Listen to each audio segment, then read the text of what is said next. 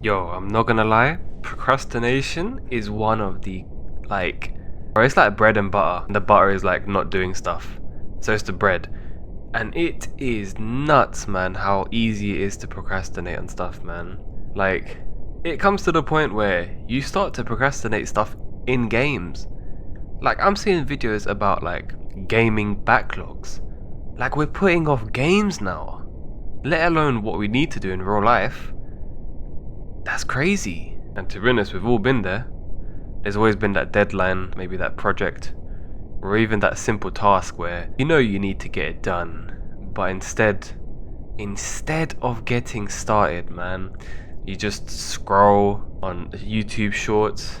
You end up maybe snacking a little bit on some pretty unhealthy snacks, maybe some crisps, some chocolates, or in America you guys call them, what is it? Chips? I think potato chips, yeah, something like that. And then you're just telling yourself, yeah, I'm gonna do it later. I'm gonna do it after this game. I'm gonna do it after I finish this meal. And then next thing you know, the deadline is there. And that later is literally a week from when you said you were gonna do the work. So if that sounds familiar, hey, keep on watching, man, because it's not great. It's not great, and I don't think internally we really want to procrastinate, but it happens. So let's try and dive into it, why it happens, and how we can potentially fix this. Also, as you can see, I've had to restart my Stardew Valley world because I lost the data. I know, it sucks. I spent like 80 Stardew Valley days and then that was quite the grind.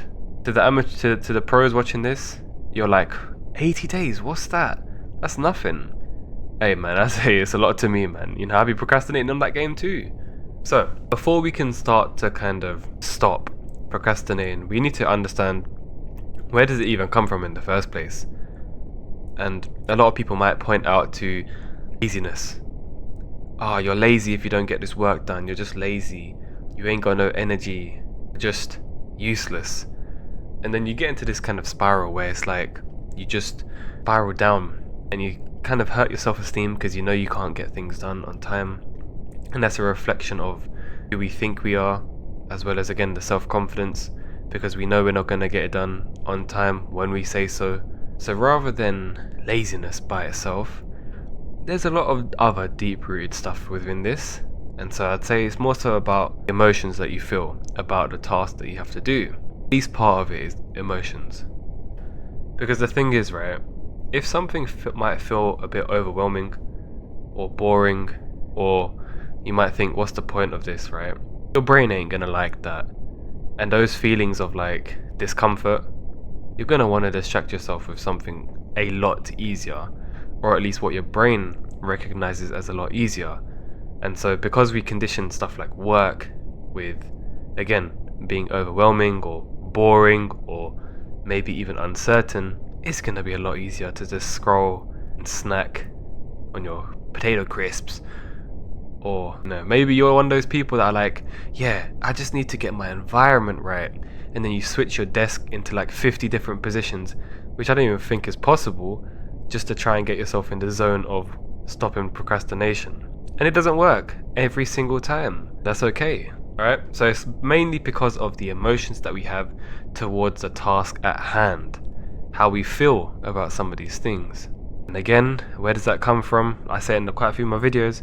It comes from some kind of rooted fear that you have within you. And I think procrastination could be another fear too. Fear of like not doing any task perfectly. Maybe you're a perfectionist. Or maybe it's the fear of failure. Maybe you fear like, what's the point of putting in effort? I'm gonna fail anyway. Or, you know, maybe you have a fear of comfort zone. So because you kind of have to get out of your comfort zone to achieve some things in life, rather than risking that kind of failure and that kind of unknown outcome, you're gonna kind of avoid starting.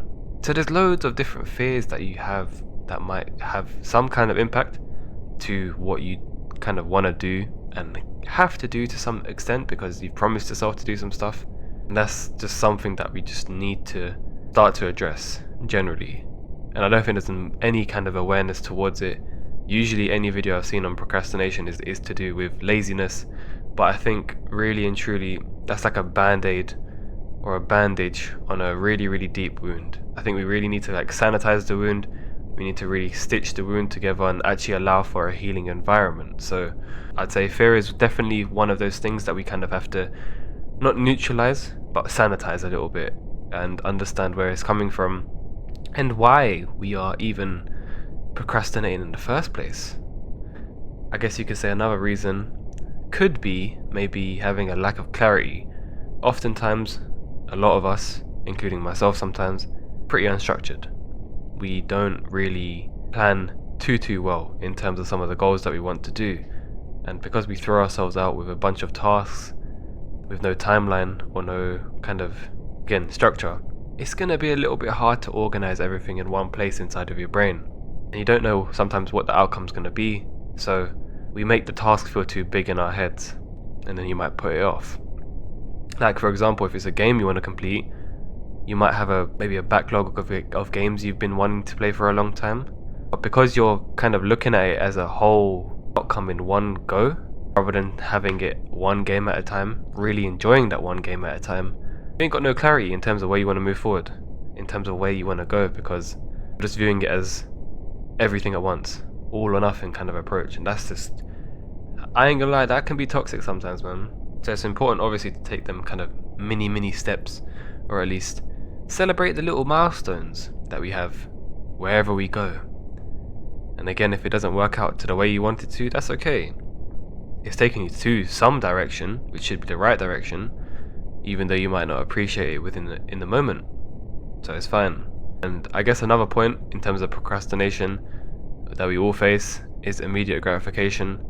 Everyone and their grandmas are talking about dopamine now, dopamine detox, short-term rewards, doom scrolling, all of that stuff, where your brain sort of gets pleasure from doing these kind of activities instead of, the actual rewards of life itself. We've evolved for like how many years now to not fry our dopamine system constantly with immediate gratification, and now we've kind of bombarded with so much of it that our brains just can't really handle it. Like we're just like a really basic PC trying to run the highest spec of games. It's not gonna work, man, and you're gonna fizzle out. You're gonna really burn out as a result of it, and then you're gonna keep procrastinating through that burnout, and that's horrible, because that's to the point where it's like you want to do stuff, but you don't because you're so burnt out. And then over time you'll realize as well, it's like because you've been chasing those short-term highs because it's comfortable, you're gonna look back on your life and be like, damn, what the hell did I just do?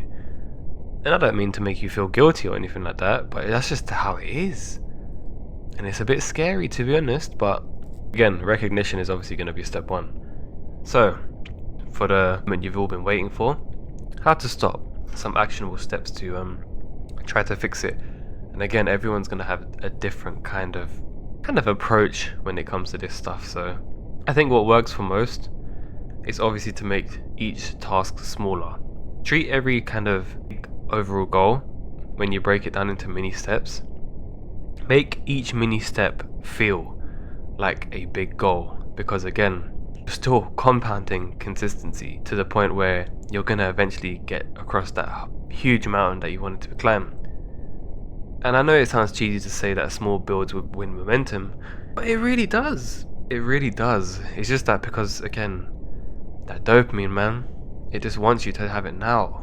That's where you get people who say, love the journey come into play. When, I mean, you can kind of love the journey, but at the end of the day, we all want results, right? We all want the end goal. So try to treat every action with joy and every goal being achieved with joy, because it will make you kind of cultivate this mindset where you're going to want to achieve more, because that feeling of joy when you accomplish something small, it feels so good. Like, it really does. And so if you want to do something like that, how about this, right? If you use something like 10-minute rule, or maybe even 5-minute rule, to be honest, basically anything that you need to work on or start, just do it for 5 to 10 minutes, because starting is usually the hardest part to kind of get your engine running, so to say.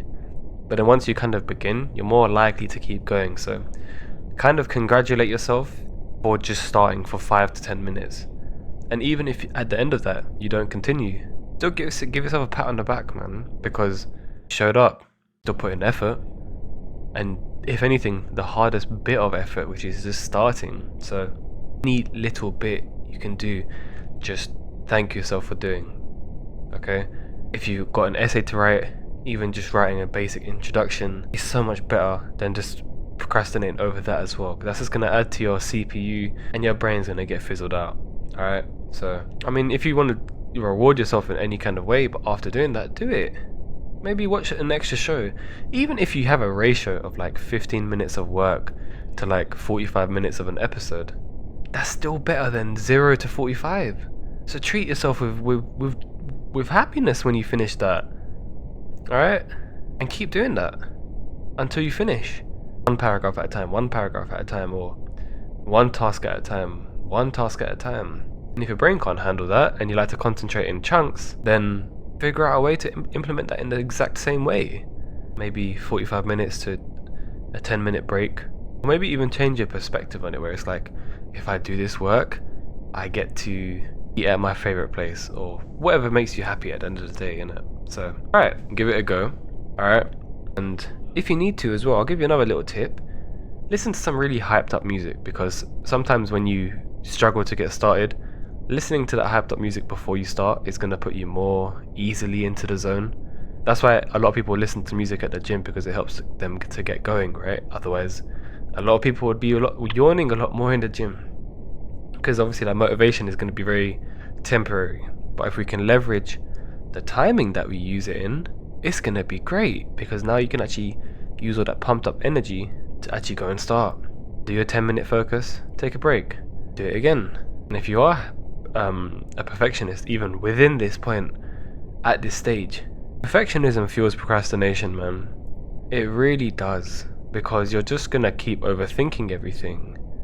And me personally, I'd rather something done rather than perfect, because it just means that you actually have something to showcase. And then when you kind of view yourself more imperfectly, you're gonna feel less intimidated by tasks, because you're just gonna do it to the best of your ability. Remember, your ability.